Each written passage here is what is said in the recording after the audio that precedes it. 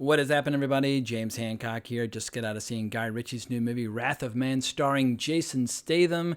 And in that, the movie gave me this very raw, immediate, intense, kind of visceral reaction and response. Instead of writing out a full review like I typically do, I'm just going to go with my raw, immediate, emotional responses because I feel like that's the best way to kind of capture the experience I just had. And not to worry, this will be totally 100% spoiler-free in case you're on the fence about whether or not you want to go see it. But this new movie, it's R-rated, it's hardcore, it's balls to the wall. The action is absolutely grotesque and vicious and gruesome, but at the same time, very stylish and very precise with really interesting choreography.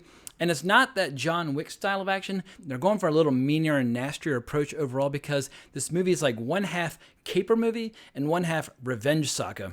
And the movie has a really interesting hook where Jason Statham, he takes a job working for this armored truck company, protecting money as it's being delivered. And right out of the gate, it's obvious that there's more to this guy than meets the eye. But we don't really learn what he's all about until the very first action scene. And I'm going to include a little clip from the Red Band trailer just to give you an idea of what I'm talking about. You're gonna get killed! Who is this fucking lunatic?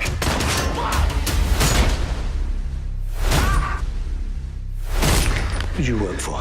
Suck my fucking dick. What did you say? I said.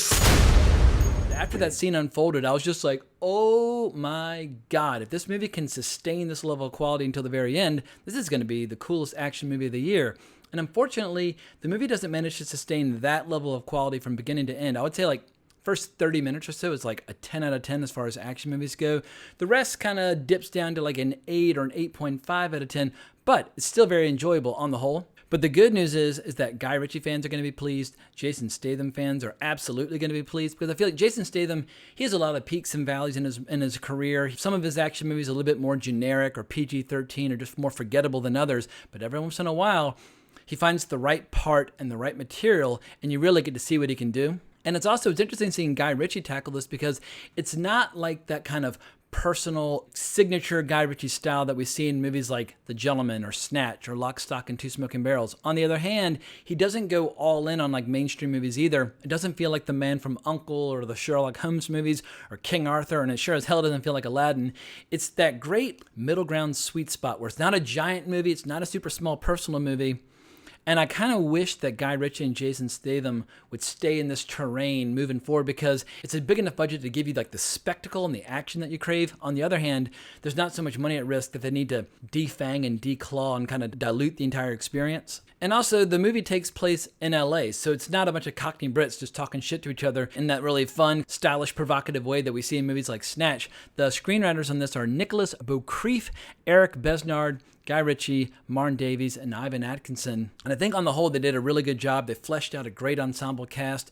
My only knock against the movie is that in the middle part of the movie, it gets very elaborate and very complex in terms of telling the story out of order because this is a movie all about a mysterious group of people that's robbing armored trucks that Jason Statham is trying to hunt down. And so we learn about the bad guys as well as Jason Statham out of order. And while it's interesting, it's just not quite as dramatically compelling or satisfying as that first big chunk. And then by the end of the movie, all these different plot strands, they all kind of come together and dovetail into this big, fiery, gruesome climax where tons of characters go down and a hail of bullets. And the gunshots in this movie, they make you feel each and every single one of them. Whether it's like somebody pulling a gun quickly and putting it under somebody's jaw and splattering their brains all over a wall, or shooting a tied up person on the ground in the back several times. There's just something very immediate and physical and grotesque about the gunshot wounds in this movie, but it absolutely works in the movie's favor. But in the end, this movie is all about the star power of Jason Statham, and I feel like he's been doing this now for well over 20 years. I mean, going back to like Lock, Stock, and Two Smoking Barrels,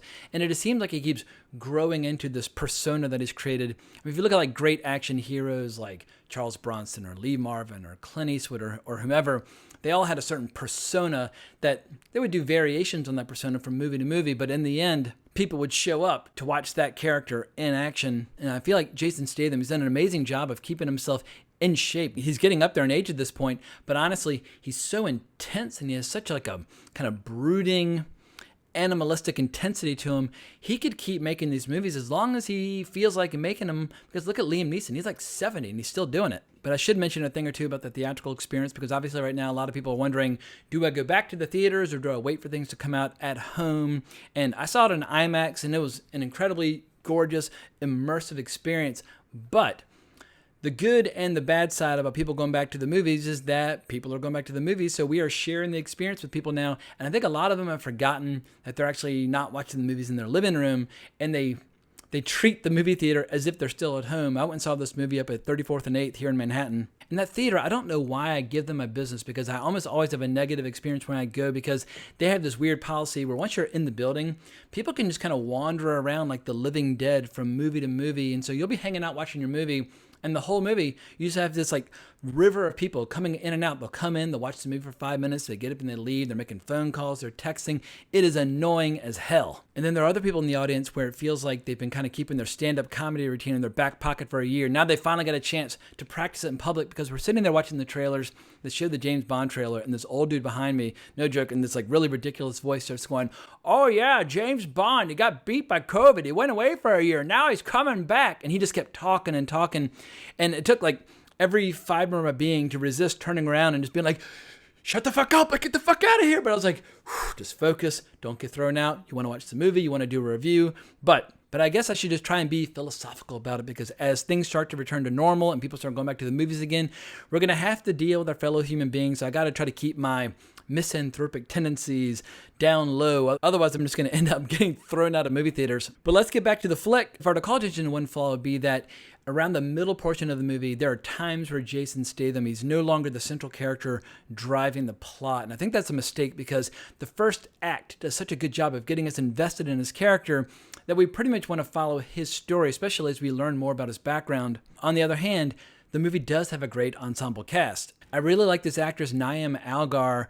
She's an Irish actress who I first saw in the HBO Max series Raised by Wolves, and I thought she was much better here. And also, this is very much like a testosterone-driven, male-driven, or male-dominated kind of movie, but she manages to hang in there just fine on her own, especially in the early sequences where it's basically a lot of guys kind of establishing the pecking order, talking shit, sizing each other up, all that good stuff. But another person who I really liked was Scott Eastwood, and it actually kind of surprised me to say that. Man, I'm a huge admirer of his father. He's been making movies since the 50s. Obviously, we got like the Dollars trilogy with Sergio Leone. We got all the great Dirty Harry movies that he started with Don Siegel. He has his own directing career with movies like Unforgiven. I mean, he's a movie-making icon, and obviously casts a very long shadow as a persona and as a performer and as a movie star. And Scott Eastwood, he's slowly but surely starting to establish his own filmography. And I have to say, I think this is my favorite performance that I've seen by him yet, because I always assumed that he was going to basically evolve into like a wannabe Chris Evans, kind of a pretty boy, but without a lot of acting range. But here, he actually is a pretty damn good villain.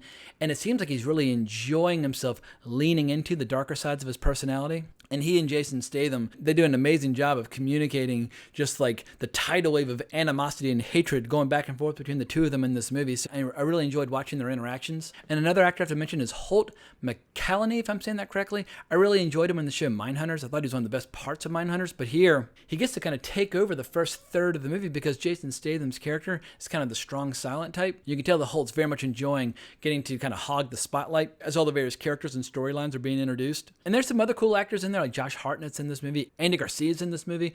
Overall, I have to say, they did a damn good job fleshing out the cast. But in the end, this is not a character-driven drama. This is an action movie, and it makes no apologies about it. And so the question is, should you throw down your hard-earned money to go see the action? And I would argue yes. Between the early scene with Jason Statham that we saw in the trailer and this giant, horrific shootout that happens toward the end of the movie during like basically the main heist of the film, action fans are going to get their money's worth. But if you're hoping for another clever, witty movie like The Gentleman, then maybe you want to wait for this to come out on your favorite streaming service, etc. But I, for one, went into this movie with kind of modest expectations, and the movie went above and beyond this expectation. So I was a very happy moviegoer for most of this movie. And I'm thrilled that Guy Ritchie and Jason Statham continue to work together and continue to deliver really cool entertainment. And after the year that we've all had, I'm really in the mood for just pretension-free genre storytelling. I don't need any messages. I don't need to feel good about myself for having watched the movie. I don't need to know that the filmmaker's a good person. I just want great entertainment,